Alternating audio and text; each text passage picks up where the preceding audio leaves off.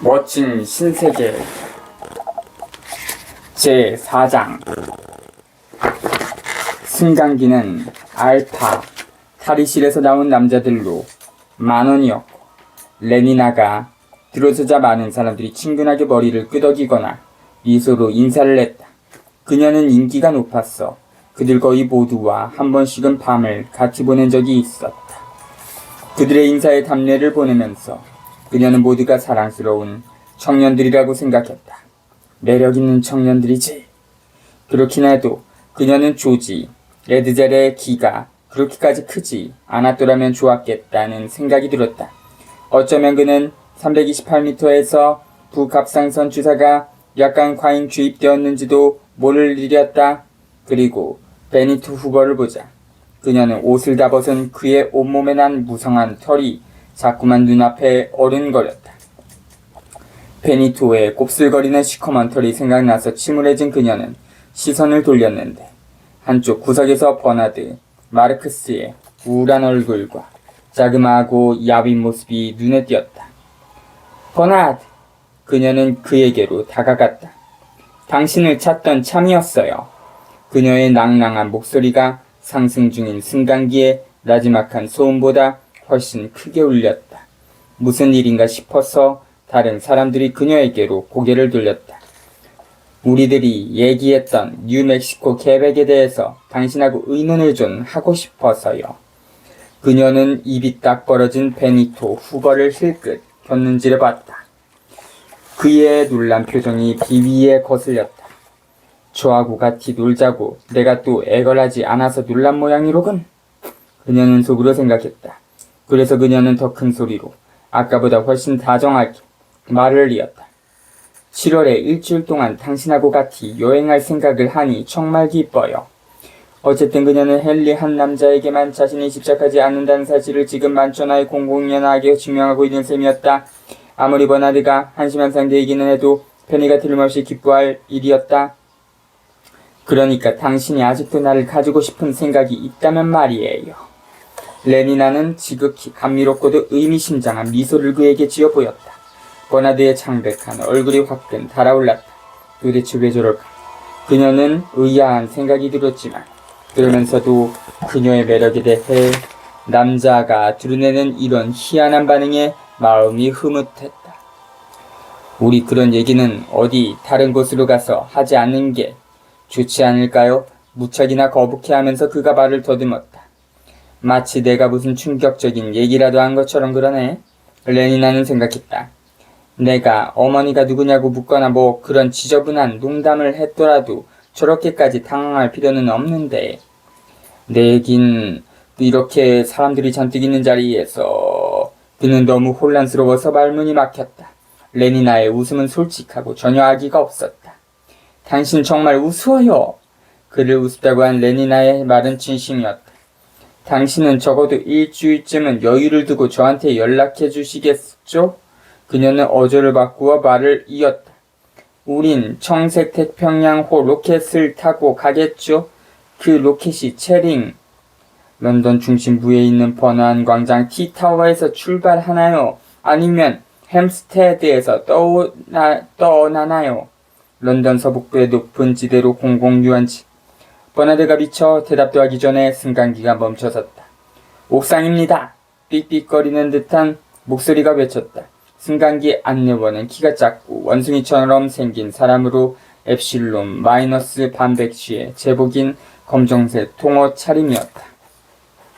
옥상입니다. 안내원이 문을 활짝 열었다. 따스하고 찬란한 오후 햇살이 쏟아져 들어오자 그는 흠칫 놀라 눈을 깜빡였다. 아, 옥상이로군요. 그는 환희한 듯한 목소리로 되풀이해서 말했다. 그는 마치 어둡고도 숨막히는 몽롱한 상태에서 오랜만에 갑자기 깨어난 듯 즐거워했다. 옥상이라고요. 그는 기대에 차서 무엇인가를 기다리는 개를 연상시키는 표정으로 승강기에 탄 사람들의 얼굴을 올려다보며 미소를 지었다. 함께 웃고 떠들며 그들은 환한 바깥으로 나섰다. 승강기 안내원은 그들의 뒷모습을 지켜봤다. 옥상인가요? 그는 질문을 하듯 다시 한번 말했다. 부르자종이 울리더니 승강기의 천정에 달린 확성기가 아주 부드러우면서도 위압적인 목소리로 명령을 내렸다. 내려갑니다. 확성기가 말했다. 내려갑니다. 18층으로 내려갑니다. 내려갑니다. 18층으로 내려갑니다. 내려. 승강기 안내원이 문을 쾅 닫고 단추를 누르고는 윙윙거리기 시작하는 침침한 수직 통로 속으로 그에게 익숙해진 일상적인 목로만 속으로 다시 내려갔다. 옥상은 따스하고 눈부셨다. 여름날 오후 지나가는 헬리콥터들의 나지막한 소음은 나른한 졸음을 불러왔고 눈에 보이지는 않았지만 5km쯤 되는 상공에서 빠른 속도로 날아가는 로켓 비행기들이 우르릉대며 내는 묵직한 소음은 아늑한 하늘을 어루만지는 기분을 느끼게 했다. 버나드 마르크스는 심호흡을 했다. 그는 하늘과 둥글고 푸른 지평선을 올려다보고 마침내 레니나의 얼굴로 시선을 돌렸다. 정말로 아름답군요. 그의 목소리가 약간 떨렸다. 그녀는 크게 공감하고 이해하는 표정으로 그에게 미소를 졌다. 장애물 골프를 즐기기에는 더할 나위 없이 좋은 날씨예요. 그녀가 황홀한 목소리로 말했다. 그리고 이제 난 서둘러 비행기를 타야 해요, 버나드. 기다리게 하면 헨리가 화를 내거든요. 날 만날 생각이라면 시간을 충분히 두고 연락해줘요. 그리고는 손을 흔들며 넓고 평평한 옥상을 가로질러 경락고 쪽으로 뛰어갔다. 버나드는 가만히 서서 그녀의 뒷모습을 지켜봤다. 별처럼 반짝이는 하얀 스타킹과 햇볕에 탄 두 무릎이 활기차게 굽혔다가 펴지고 또다시 굽혔다가 펴지기를 반복하면서 벌어져 갔다.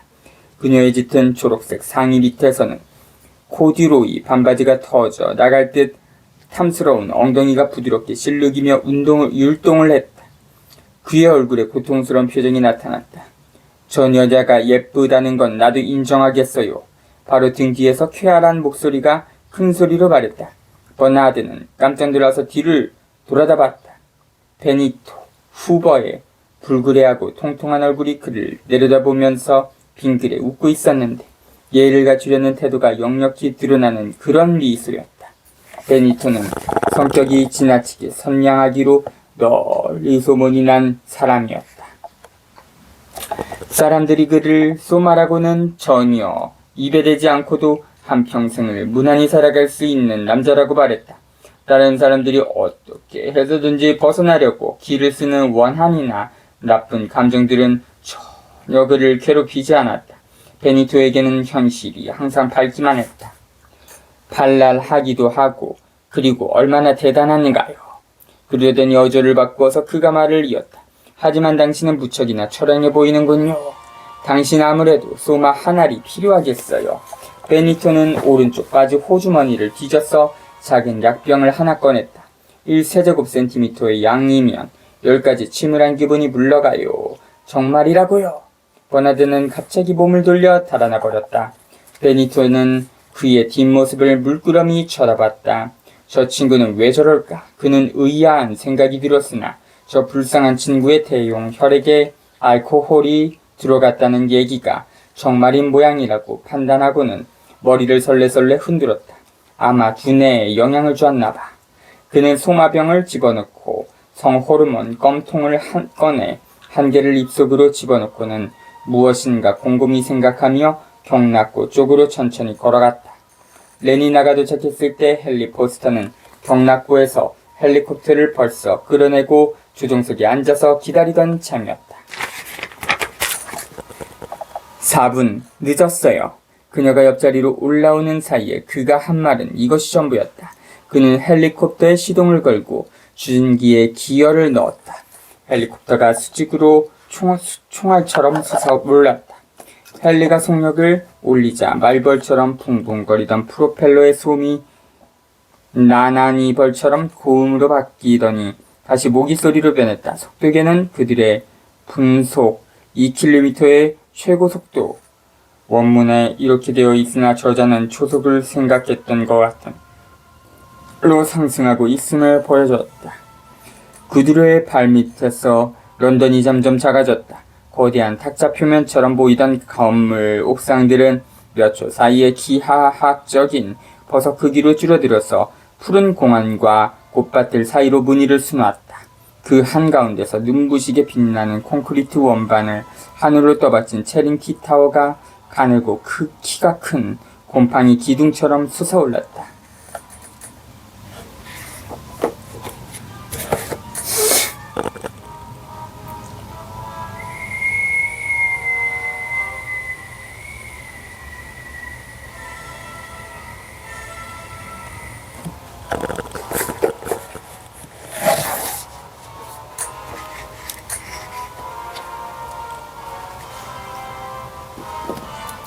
뭉클뭉클 뭉클뭉클 살찐 허리통까지만 대충 만들어 놓은 옛날 운동선수들의 조각상처럼 거대한 구름들이 그들 머리 위 푸른 하늘에서 흐느적거렸다. 구름들 사이로 갑자기 붕붕거리는 소음을 내며 작은 주홍빛 곤충 한 마리가 떨어져 나왔다. 적색 로켓이에요. 헨리가 말했다. 방금 뉴욕에서 돌아온 모양이로군요. 그러고는 시계를 봤다. 7분 연착했네요. 그는 고개를 저으며 덧붙여 말했다. 대서양의 교통편들 말이에요. 정말로 한심하게 시간을 안 지켜요. 그는 가속기에서 팔을 뗐다.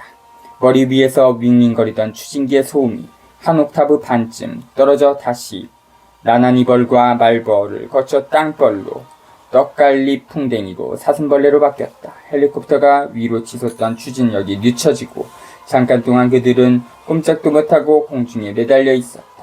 헨리가 조종간을 한 칸 밀자 덜컥 소리가 났다. 처음에는 천천히 그러다 더 빨리 그들의 눈앞에서 프로펠러가 회전하기 시작하더니 곧 동그란 안개처럼 보였다. 버팀줄에서는 수평으로 날아가는 속도 때문에 바람이 더욱 날카롭게 울렸다.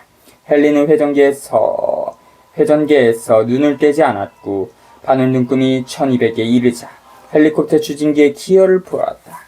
헬리콥터는 자체의 날개판만으로도 충분히 나아갈 만큼 추진력을 얻었다. 레니나는 발밑에 있는 바닥 창문을 통해 아래를 내려다봤다. 그들은 런던 중심부를 벗어나 위성 교외 지역으로 진입해 첫 번째 환형 공원에서 6km 지점의 상공을 날아가고 있었다. 푸른 풀밭에 생명체들이 까마득히 멀어서 구더기들처럼 보였다. 촘촘히 들어선 네쏘고 치기 탑들이 나무들 사이에서 반짝였다. 양치기의 숲, 제퍼즈 부시 근처에서는 2000쌍의 베타 마이너스 혼성 복식조가 정구를 치고 있었다. 에스컬레이터, 타이브스, 손이나 배트로 공을 벽에 치며 하는 경기, 부장들이 두 줄로 간선도로를 따라 노팅힐에서 윌스덴까지 들어섰다. 1링 경기장에서는 델타 체조 시범과 공동체 노래가 진행되는 중이었다. 황갈색은 정말 흉측할 색깔이에요. 레니나가 그녀의 신분계급이 받은 최면 학습에서 습득한 편견을 드러내며 한마디 했다. 하운슬로 촉감 영화 제작소 건물들은 7.5헥타르에 걸쳐 자리를 잡고 있었다. 영화사 근처에는 검정과 황갈색 차림의 근로자 대집단이 서부대로의 지면에 유리를 다시 입히느라 바빴다. 그들이 상공을 비행하는 사이에 밑에서는 거대한 이동 저장고 하나가 용액을 쏟아냈다. 녹은 광석이 도로를 가로질러 눈부신 백열을 뿜으며 줄줄 흘러갔고 지면을 고르는 성형 기계들이 이리저리 돌아다녔다. 저렴 살수자의 꽁무니에서는 흰 구름처럼 수증기가 피어올랐다. 브렌트퍼드에서는 텔레비전 회사의 공장이 하나의 작은 도시처럼 보였다.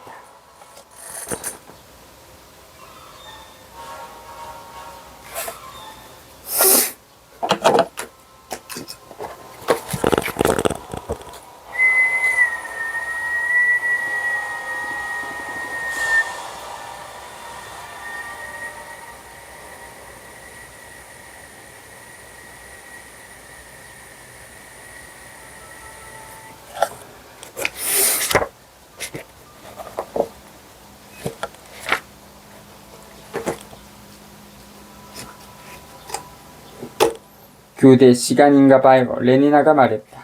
초록빛 간만 여자들과 검정 반백치들이 진딧물과 개미들처럼 입구 주변에 잔뜩 모여 서성거리거나 통큰 통근 전차를 타려고 차례를 기다리며 줄지어 서서 기다렸다.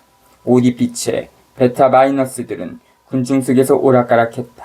본부 건물의 옥상은 착륙하거나 떠나가는 헬리콥터들로 분주했다. 정말이에요. 레니나가 말했다. 내가 간마로 태어나지 않은 게 얼마나 다행인지 모르겠어요. 10분 후에 그들은 스토크 포지스에 도착해서 장애물 골프 첫 경기를 시작했다.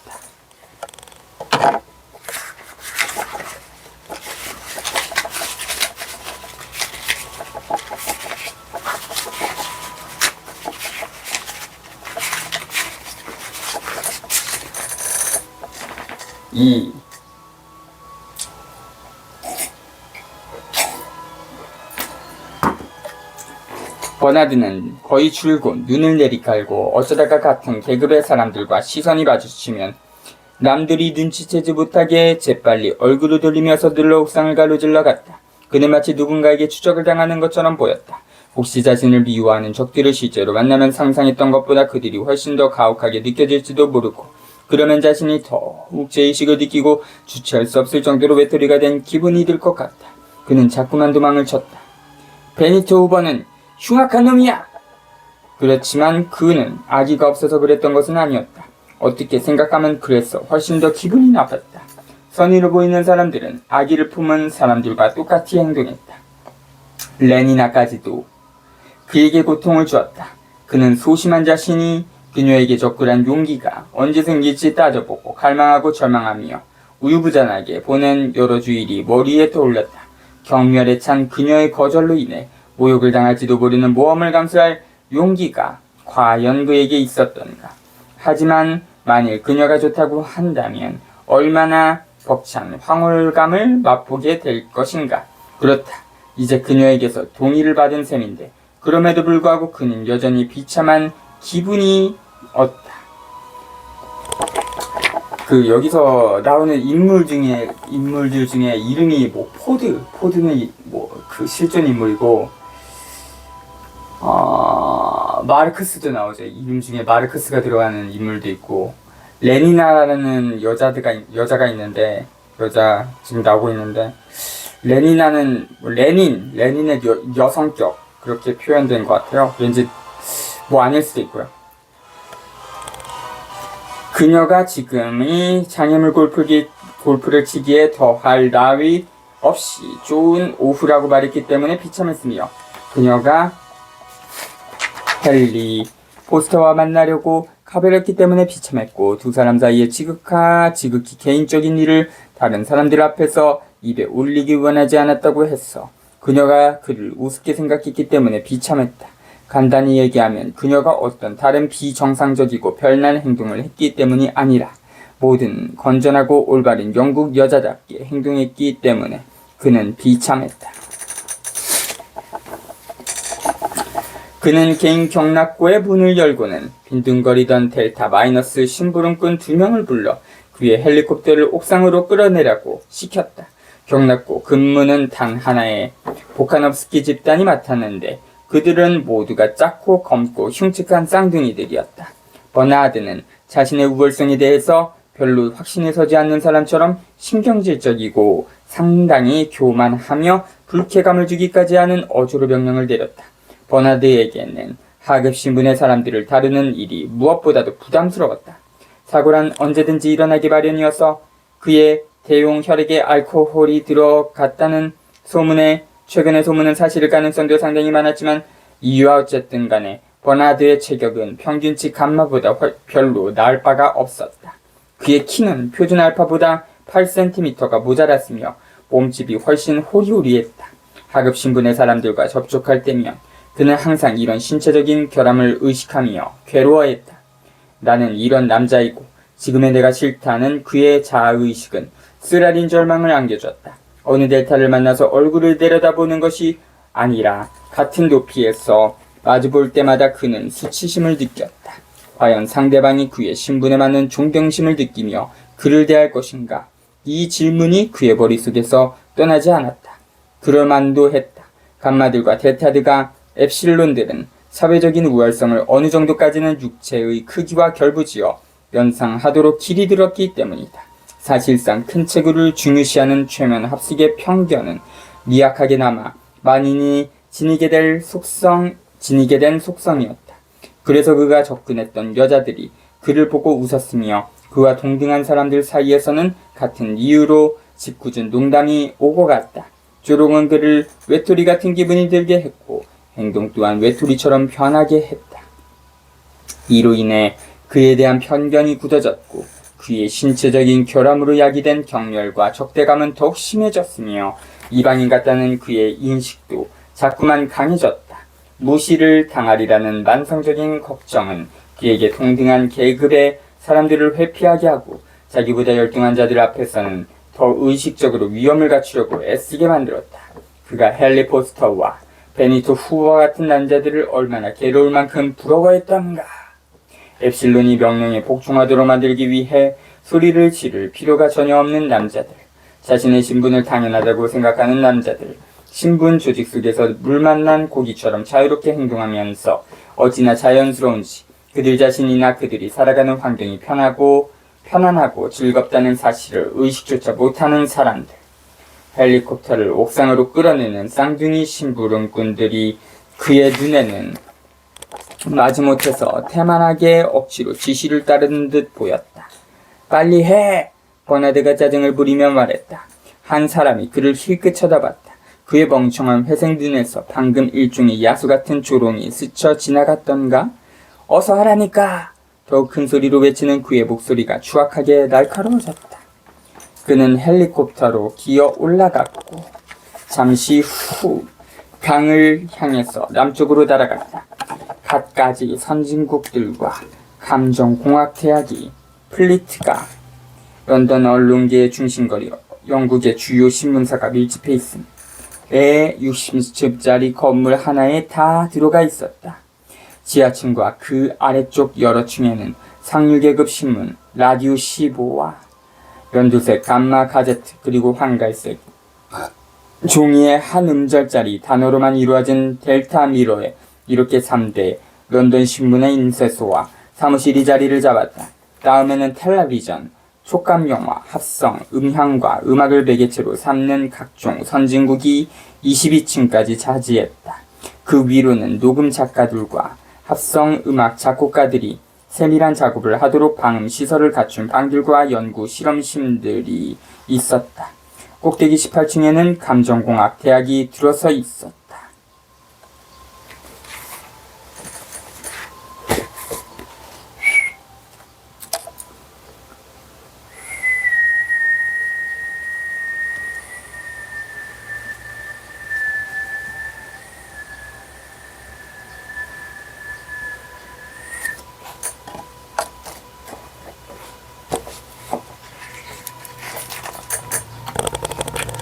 버나드는 선전본부의 옥상에 착륙한 다음 헬리콥터에서 내렸다. 헬름홀츠 왓슨 씨에게 연락해서 버나드 마르크스가 옥상에서 기다린다고 전해. 그는 감마클러스 진군에게 명령한 뒤 자리를 잡고 앉아 담배에 불을 붙였다. 전갈이 내려왔을 때 헬름홀츠 왓슨이 글을 쓰고 있었다. 당장 올라가겠다고 전해. 그가 바라고는 전화를 끊었다. 그러더니 비서에게로 돌아서서 내 물건들을 치워줘요라고 변함없이 사무적이고 냉정한 어조로 말했다.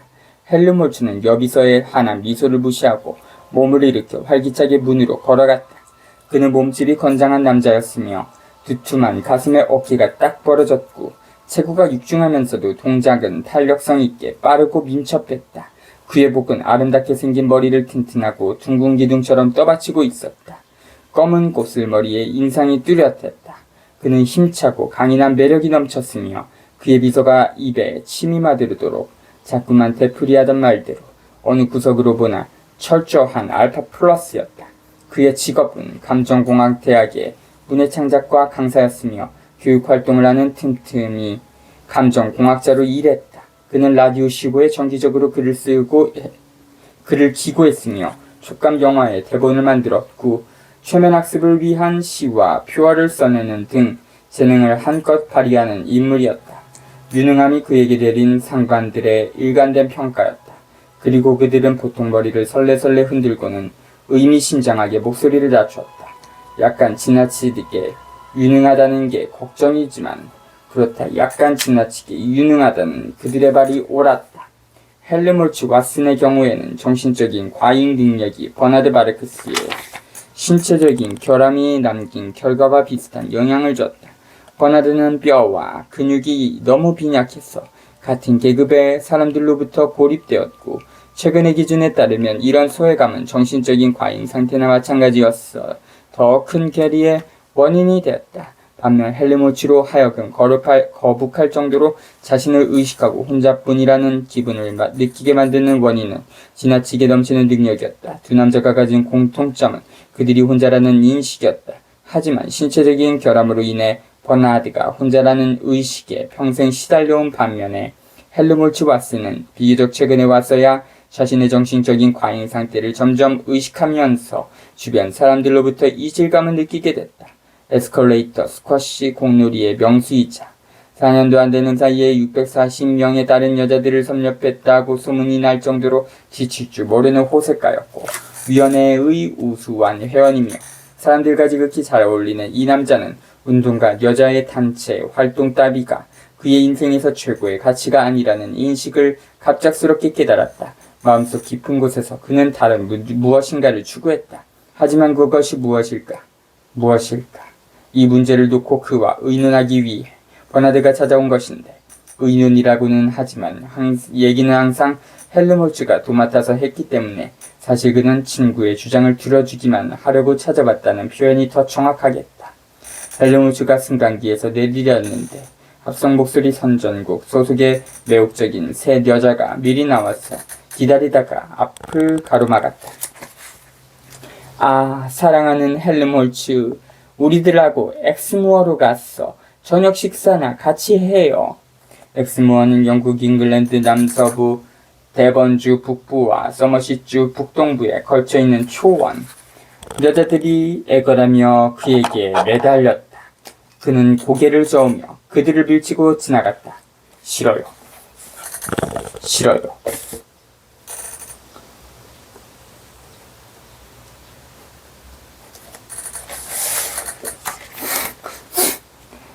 우린 다른 남자는 한 명도 초청하지 않을 거예요. 하지만 헬르몰츠는 이런 즐거운 유혹에도 불구하고 계속 요지부등이었다. 싫어요. 그가 되풀이해서 말했다. 난 바빠요. 그리고 그는 고집스럽게 나아갔다. 여자들이 그의 뒤를 따라갔으나 그가 버나드의 헬리콥터로 올라가 문을 쾅 닫은 다음에야 그들은 추적을 포기했다. 물론 잔소리가 뒤따르기는 했지만 여자들은 골치 아파요. 헬리콥터가 공중으로 솟아오르는 사이에 그가 말했다. 여자들이 지겨워요.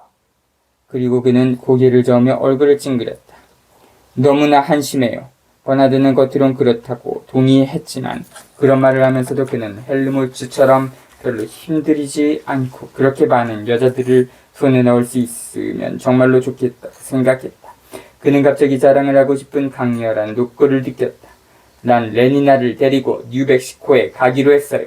그는 최대한 느긋하고 자연스러운 어조로 말했다. 그런가요? 전혀 관심이 없다는 태도로 헬르몰츠가 말했다. 그러더니 잠깐 침묵을 지킨 다음에 말을 이었다. 지난 한두 주일 동안에 나는 내가 접촉하던 위원회와 여자들의 숫자를 줄여왔어요. 그걸 가지고 대학에서 얼마나 야단들이었는지 당신은 상상도 못할 거예요.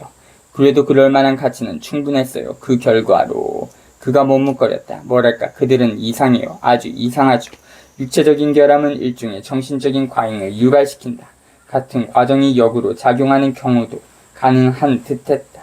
정신적인 과잉은 나름대로의 목적을 성취하기 위해서 금욕주의라는 인위적인 불감증을 유발시키기도 하는데 고의적으로 자초한 이런 고독은 보지도 듣지도 못하는 상태로 이어지기 때문이다.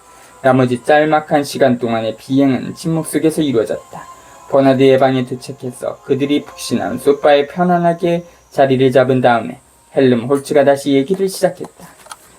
아주 느린 목소리로 그가 물었다.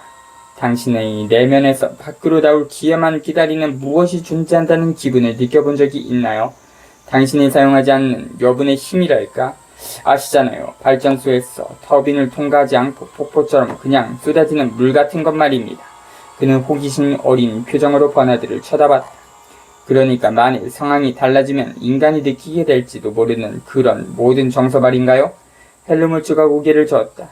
꼭 그런 얘기는 아니에요. 내가 알고 싶은 게 뭐냐면 가끔 난 이상한 기분을 느끼는데 나에게는 무엇인가 꼭 해야 할 중요한 말이 있고 그 말을 할 능력도 지녔지만 그러면서도 이상하게 그 말이 무엇인지 모르겠고 그것을 표현하는 능력 또한 전혀 쓰지 못한다는 그런 기분이 들어요. 그것을 글로 표현하는 다른 방법은 혹시 없을까? 아니면 글로 표현할 무슨 다른 대상이 없을까? 그는 잠시 침묵을 지키다가 마침내 다시 말을 이었다. 당신도 알다시피 나는 새로운 표현을 지어내는 솜씨가 꽤 좋아요. 그러니까 최면 학습상으로는 빤한 내용이면서도 너무나 새롭고 흥분을 자아내서 마치 바늘방석을 깔고 앉기라도 한 듯 갑자기 벌떡 일어나게 만드는 그런 표현 말이에요. 하지만 그것으로는 충분하지 못한 듯 싶어요. 표현뿐만 아니라 그런 표현으로 구성되는 개념들 역시 좋아야 하니까요. 하지만 당신이 쓴 글들은 훌륭하잖아요. 헬르몰츠. 그야 쓸만한 정도는 되겠죠. 헬르몰츠가 어깨를 으쓱했다. 하지만 별로 대단치는 않아요. 웬일인지 그런 것들은 별로 중요하지 않다는 생각이 들어요. 나는 훨씬 더 중요한 무엇을 해낼 능력을 지녔다는 기분이랄까요. 그래요. 훨씬 격렬한 무엇을요. 하지만 그것이 무엇일까요? 내가 해야 할 더 중요한 말은 무엇일까요? 그리고 우리들은 글로 써야 할 그런 대상들에 관해서 어떻게 정열적으로 행동할 수 있을까요? 어휘들이란 X선이나 마찬가지여서 제대로 사용하기만 한다면 그것은 무엇이라도 뚫고 들어갑니다. 글을 읽는 사람이 거기에 찔리는 셈이죠. 무엇인가를 뚫고 들어가는 글을 어떻게 쓰느냐, 바로 그것을 난 학생들에게 가르치고 싶어요. 하지만 공동체 노래나 최근에 이루어진 후각 기관의 발달에 관한 글에 찔려봤자 그게 도대체 무슨 대수냐고요. 그뿐 아니라 그런 종류의 글을 쓰는 경우에 아시잖아요. 아주 강한 X선처럼 어떻게 어휘들이 마음을 꿰뚫고 들어가게 만들 수가 있을까요? 시시한 내용을 가지고 어떻게 대단한 웅변을 할 수가 있나요? 결국은 그것이 문제입니다. 나는 노력하고 또 노력하는데... 버나드가 갑자기 손가락 하나를 들어 보이며 조심하라고 말했다. 그들은 귀를 기울였다. 문 밖에 누가 와 있는 것 같아요. 그가 다짐하기 말했다.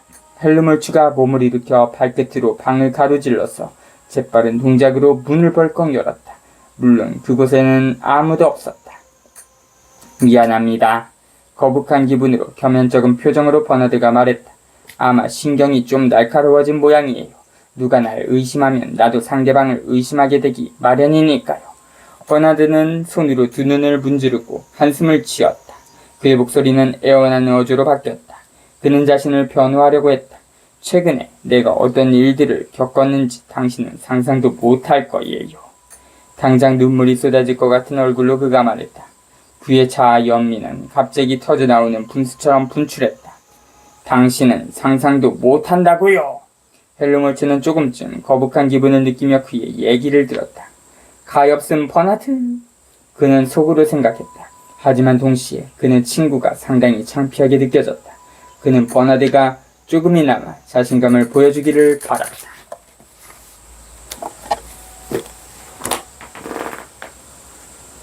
18.